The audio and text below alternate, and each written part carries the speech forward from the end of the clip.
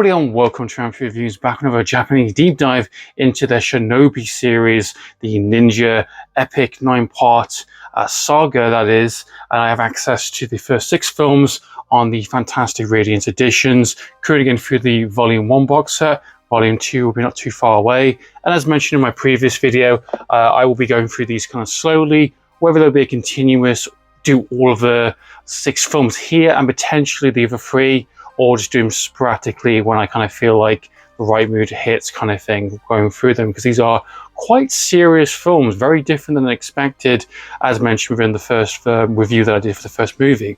I'm on the second film now, which was released in 1963, 1 year after the first film, Band of Assassins, and we are at Venge or Vengeance, depending on which title is correct. Letterboxd has it as Vengeance. The Radiance edition has it as Revenge, so I guess it's the same thing no matter what anyway. And we have returning director Yamamoto coming back for the second entry this time around.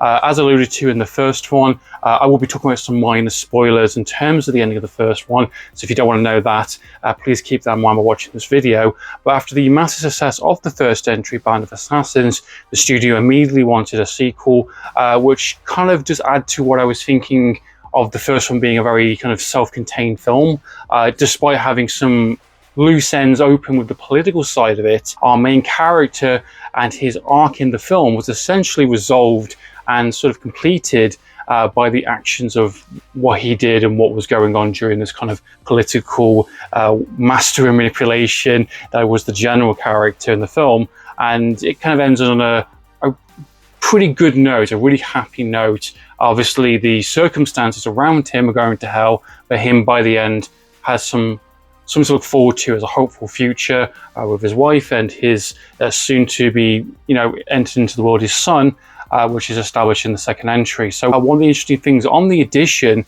on the first disc, you do get a really cool little 60-minute extra talking about the director, talking about some of the films, not giving away too much in terms of the later entries, but just the first 2 movies and what was going on during the time. And it kind of talks about this idea of, again, it's been explored already within a few other Japanese reviews that I've already done, of Hanzo the Razor and some of the exploitations and Lone Wolf and Cub, things like that.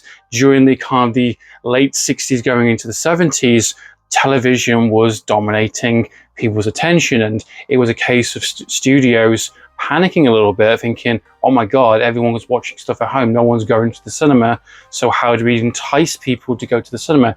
By delivering things you wouldn't see on TV, on broadcast television.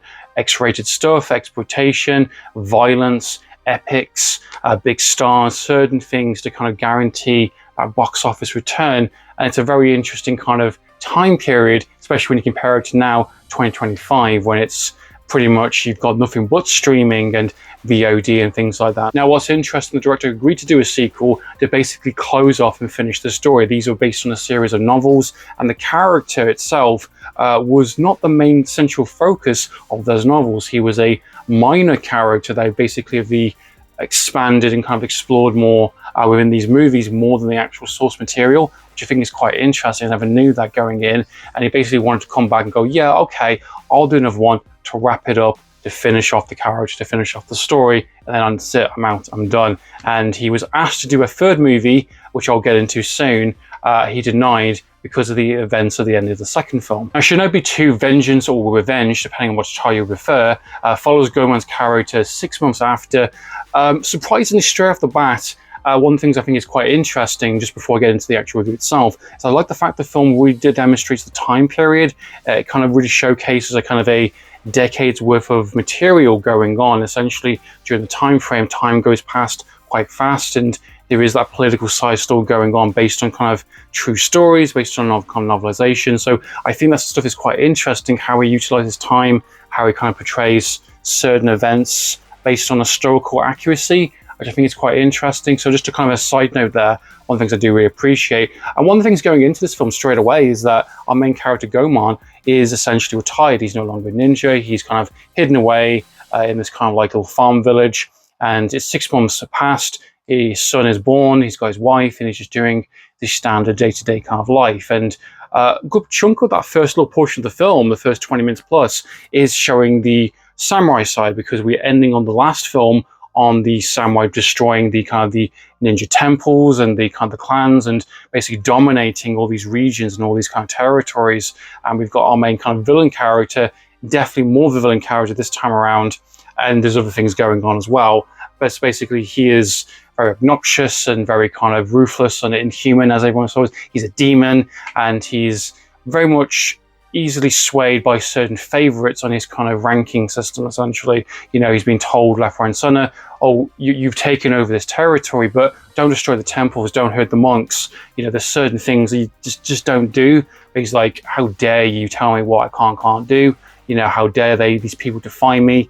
And, you know, I will, you know, rain hell on them, essentially. And I like the fact that the opening of this film, the first core portion, is this kind of, again, showing that political side of it, the samurais and the defectors that are going on, and some of the kind of the internal conflicts and battles going on with our main kind of samurai kind of character, which is in the film, played by, of course, the lone wolf and cub actor. The fact they do establish there are quite a few that have escaped. That's established early on in the film.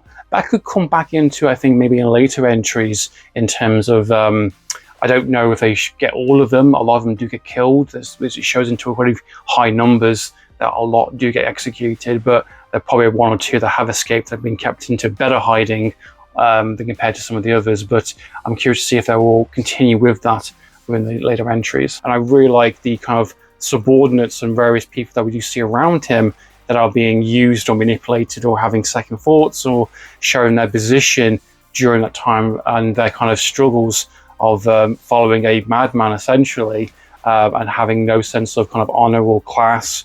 And I guess if you are a war kind of monger, essentially, if you're going from place to place, you're making allies and then basically backstabbing them, if you're taking over lands and territories. And our main character, Goemon, is basically dragged back into that world by a really nasty, tragic event that happens.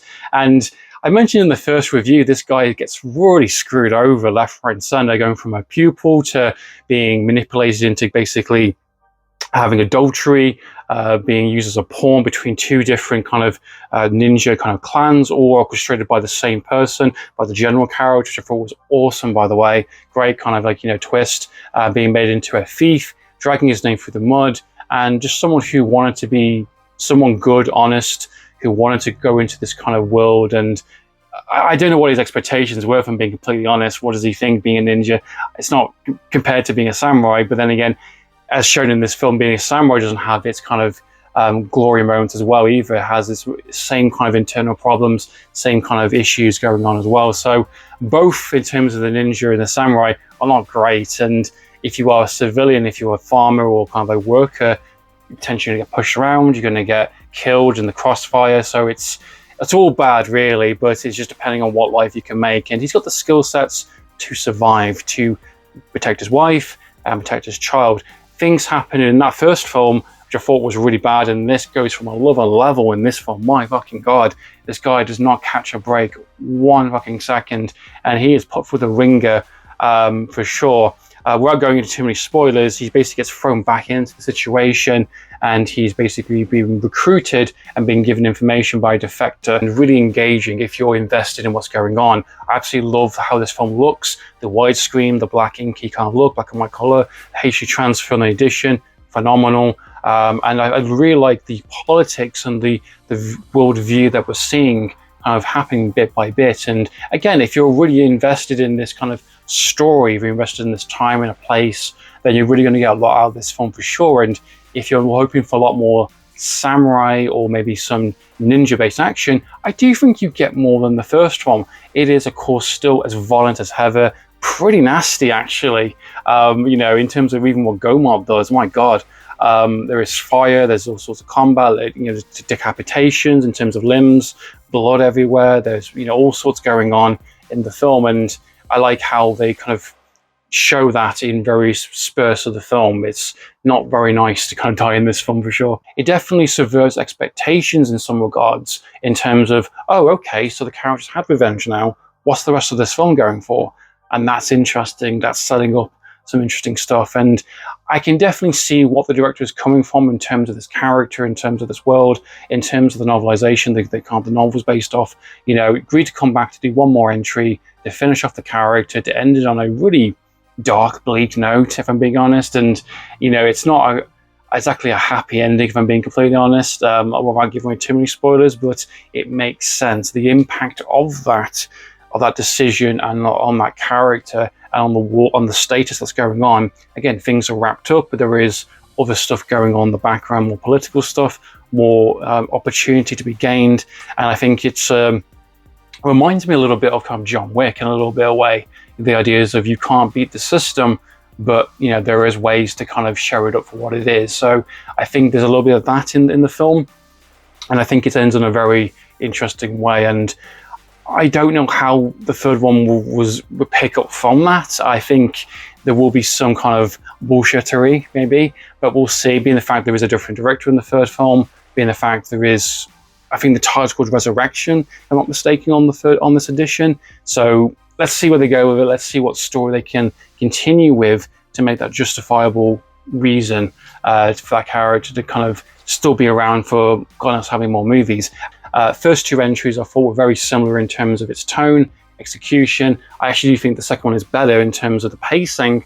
It's a little bit short as well, hour and a half. I think the first one does all the legwork, so you don't have to worry as much about the setting up the character, setting up the world. It's already established, already there. It's just a case of you jumping back into it, and it works very well as a part one, part two, big epic kind of 3-hour film epic. So I am very skeptical and very nervous about the third one to see what they do with this character and see what they do with the world they've established. There definitely is more they can explore.